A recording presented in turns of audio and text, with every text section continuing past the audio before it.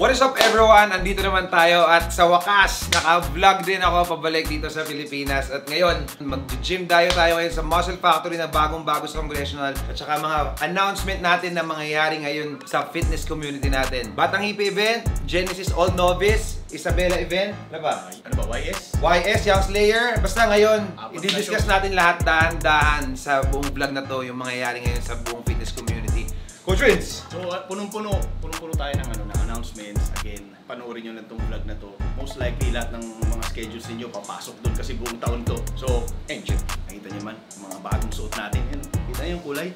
Ayan, no, ito, di ba? Kaya si Jason din ngayon, abangan nyo, naka-prep to, incoming pro na, IFBB Pro League Pro natin yan. Abangan nyo rin. May series pro yan. Bro, pakita, ang bilis lang. Nati pa yan, off-season pa yan. Tsaka ngayon din, yun din. Ilalabas natin ngayon yung new collection ng summer collection ng JFit, the Earth, Wind, Fire, and Sun. Son, kailan ba yung ano mo ngayon? Goal na prep? Kailan yung shows? So, lalabas ako this coming October sa Muscle Contest and follow up to Japan, Olympia Amateur. Abangan nyo ako sa mga gagamitin ko supplement na EvoGel. Yun. Ako nga pala yung bagong athlete ng supplement. Hindi naman bago, bro. Hindi mo siya bago, so, dati na siyang athlete. Dati nga athlete ng JFit. Pero ngayon, may bago tayo na ginawa na tayong athlete ng supplement hub mismo.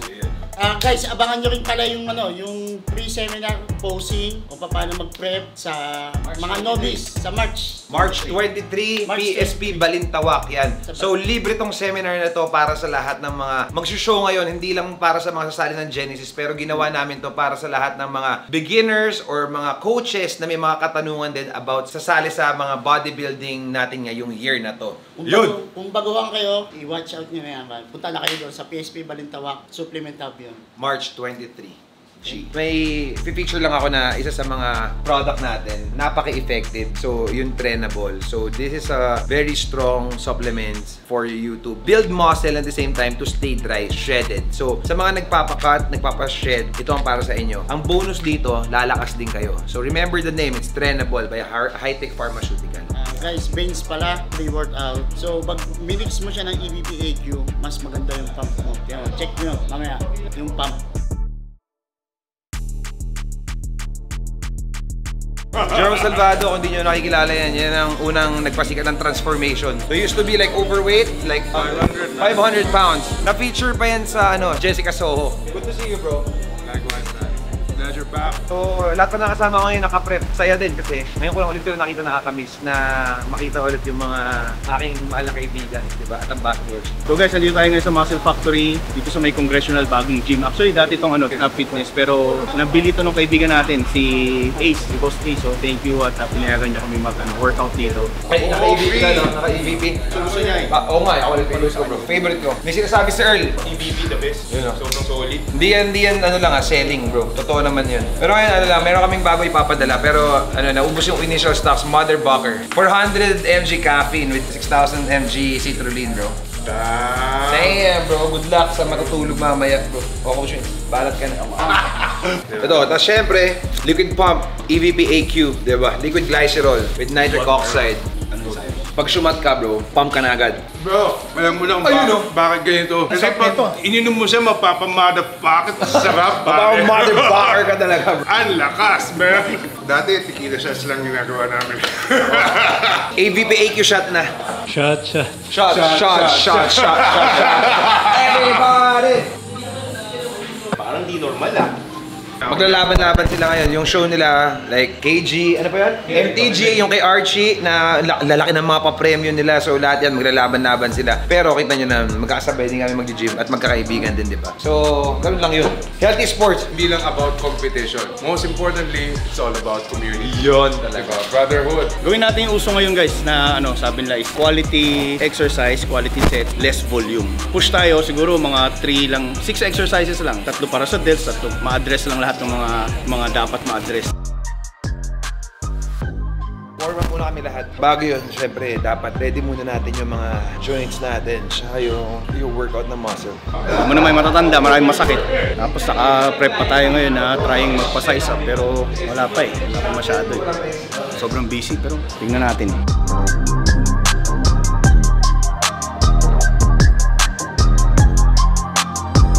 Di ba mga tomboy? Gago joke. Seryoso gago. Tinan mo, may sando ko sa loob. kulay itim pa. Tanggalin ko na lang. Oh, pwede Busog naman. pa kasi ako eh. Ang dami mong kinain. Tama natin. Cable flies. Sa cable fly, depende to sa position ng arms mo.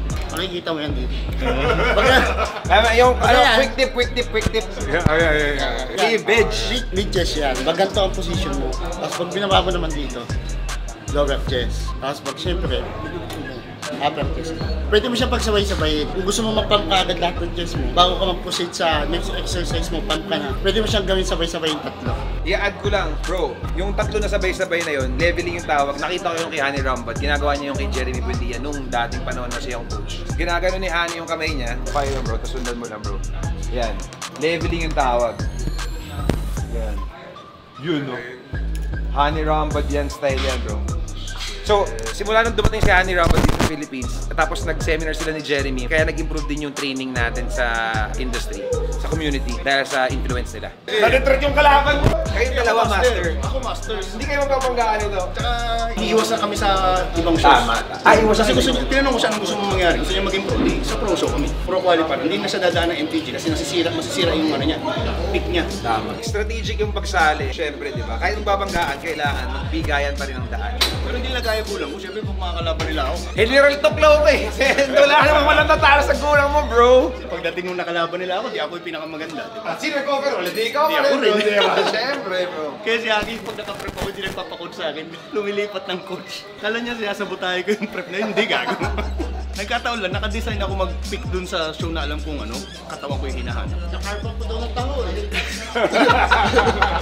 Po-promote lang din namin yung ano, dahil pinag-usapan na namin yung mga show, yung upcoming show natin, All Novice on May 18. Yung All Novice, isa dun sa pinaka-main feature na category namin, yung Transformation category. Isa si Jerome sa mga mag-judge nun kasi na-experience niya yun personally. Oh yeah, so we're opening a separate category dun sa mga magbibigay ng information when it comes to their physical transformation. Kasi ako, I was 500 pounds before, tapos nung nag-200 pounds ako, nahirapan ako mag-compete sa bodybuilding kasi pag galing ka sa mataba, tapos pumayat ka, yung balat maluwag. Ngayon, dahil dyan, we're opening a separate category for those who have very dramatic transformation when it comes to fitness. Kasi although hindi ganun kasikip yung balat nila, hindi ganun kaganda yung kondisyon nila, pero grabe sila nakaka-inspire.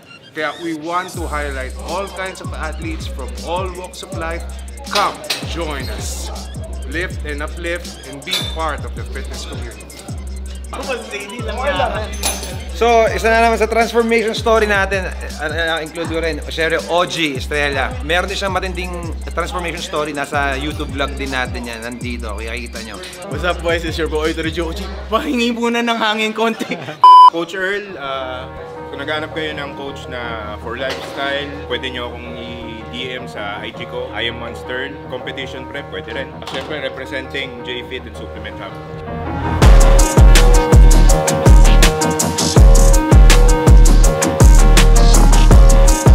Coach Earl, ikaw, ano namang matitip mo sa machine press, sa exercise na to? Okay, so basically, kapag ka sa akin, kapag ka nag-chest press ako like yung mga machine, ganun lang, hindi rin ako sobrang nag-heavy. Then, same, yung mga techniques ko before na more on eccentrics, slow and controlled na tempo, then penetrate lang to sa target muscle. So, ganun lang ka-easy. Slow tempo. Sa kayo pa kumanta. Squeeze. Oo. Sample. Lagi naka-post yan, kumakanta si Coach Earl, di ba? Nakita niyo, gusto niya chumil, lagi kumakanta. Sample lang kami. Walang alak eh. Actually, hindi ko pa nakaka-banding si Coach Earl sa mga ganyan, inuman, wala pa. Siguro after this season, set natin para ano. Kasi ganun din yung trip ko, yung chill lang talaga, wala, hindi masyadong man. Pero mga masarap kasama sa chillan lang. Tsaka yung AA.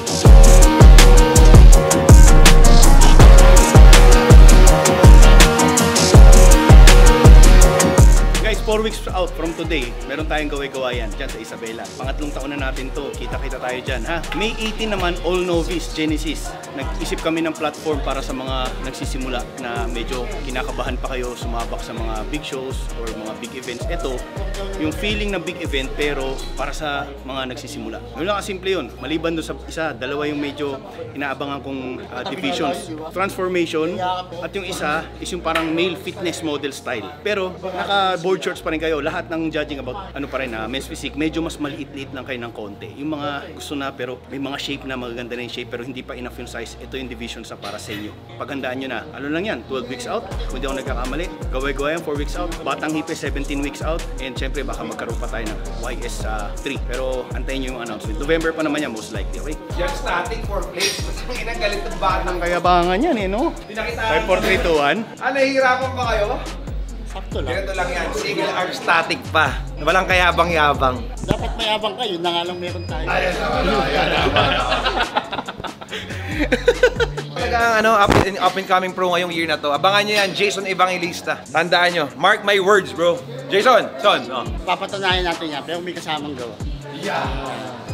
Depende yan kung susunod. Susunod naman, ngayon lang hindi talaga. Wala ako ngayon habol dahil late. Habang sumasabay ako sa dumbbell nila, super set ako chest press. Mamaya just vlog ko lang yung basic wins. Alin, master? Alin. Mamaya vlog ko lang yung basic wins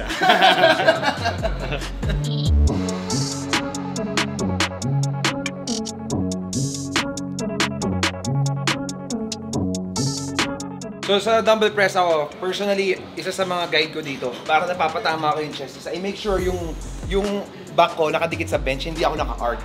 Kasi usually yung mga tao yung na-arc kasi to carry the weight. So ganyan lang, controlled tempo.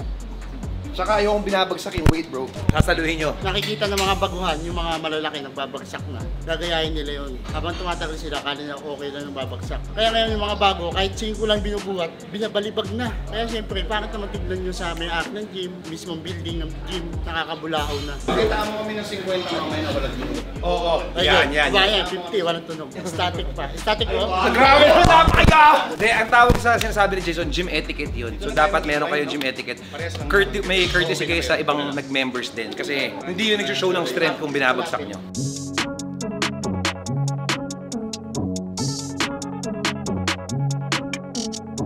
Pag kinuha mo ng tahimik, balik mo sa tahimik.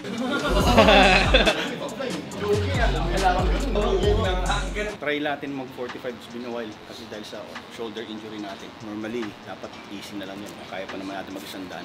Either sa balikat o sa edad lang yan. Tignan natin kung sinong maunang bumigay. Edad ko 45 o yung dumbbell 45?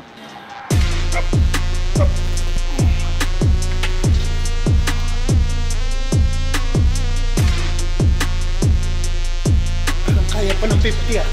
Kaya pala 50 na lang ako eh.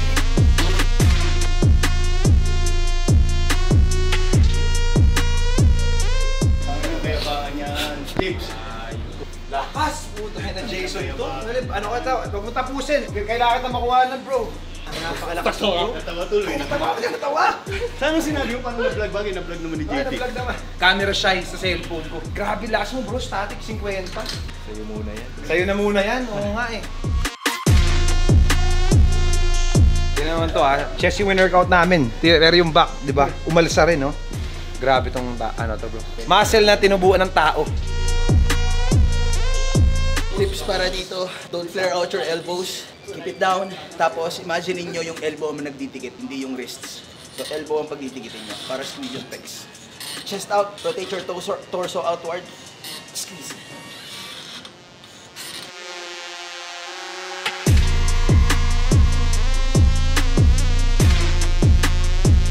So, quick tip ko dito. Ako, personally, I want to have 1 second hold on top lagi. Controlled negative, hold, at least like 0.3 sec to 1 sec.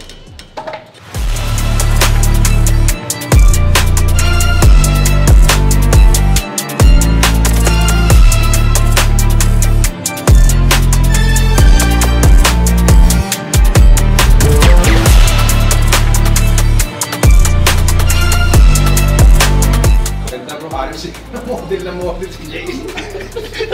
Wala kang gagawin eh! Lagay mo yung kamay mo, tapos tumagilid ka.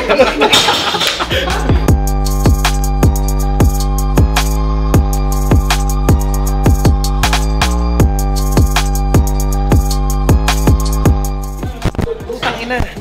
Bigat, bro! Hindi ko kagawin yun. Masira shoulder ko dito kay Jason. Hindi ko kaya, Yung maangat eh. Binanggit ko sa akin, di ba, train up, hindi ko kagad ginamit. Ay, hindi ko kagad pinost. Parang sinubukan ko siya 10 days, kalahati lang yung dose. Yung pinost ko sa Facebook, totoo talaga yun. Kita mo yung buhat ko kanina. Di ba? Parang, kasi ang tagal ko na stuck sa 40 kilos dahil sa injury, tapos yung strength hindi pa ganun. Ngayon na nag-start tayong bulking, umigat na nga ako, tapos lumakas pa. 45. Hopefully makabalik tayo 50. Kaya lang yung mga injuries na kasi. Pangalan pa lang. Trainable. Ako, Trembolong. Ha? Trainable. Trentado. Trentado.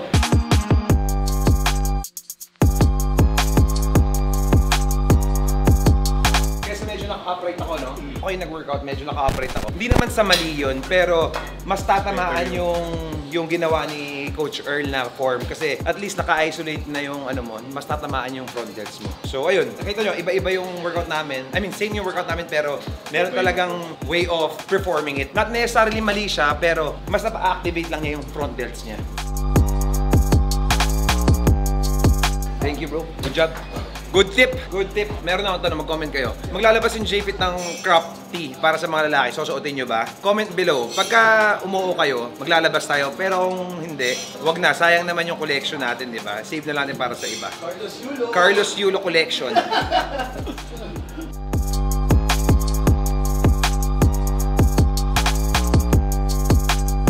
So, pinagpo-promote ko si Jason ng coaching niya. Kaso sabi niya, ayaw niya na kasi puno na siya. Di ba? Sa schedule. Sa schedule. Mahirap kukuha tayong kliyente tapos hindi natin maasikaso ng maayos. Yung Customer service. Oo, yung binayaran natin ng kliyente sa atin kasi, kailangan magampanan natin ng 100% yun.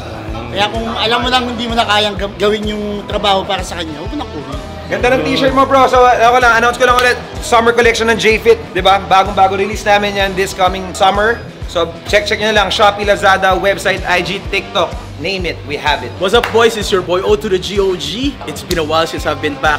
Alam nyo naman, no, na it was because of the Supplement Hub, J-Fit, and Coach Vince who has given me my big break in the fitness industry. And this time around, Supplement Hub and J-Fit will be featuring a competition for the All Novice this coming May. So the Genesis no, All Novice competition. And one of the things no, that they will be bringing out na bago is the transformation category. Kasi alam nyo naman yung big break na binigay nila sa akin was to feature my journey from fat to fit. This time around, they want to give props to those who has been to that journey as well. So ano tong transformation journey division natin? Ito yung mga malala yung in-improve, malala yung pinagdaanan, whether galing kang sobrang payat or sobrang taba, and then you became fit, you know, because of that determination and sacrifices. We want to give props to you guys. So paano natin i-judge to? We will be basing it from your starting point and to your current point, no? Hindi porket ikaw yung pinakamaganda, pero ang layo naman ng pinanggalingan mo, you have props. Also, we'll also be featuring or we'll also be basing it from gaano katagal mo kinuha. So 10 years ba? 6 months lang ba? Sobrang bilis ba?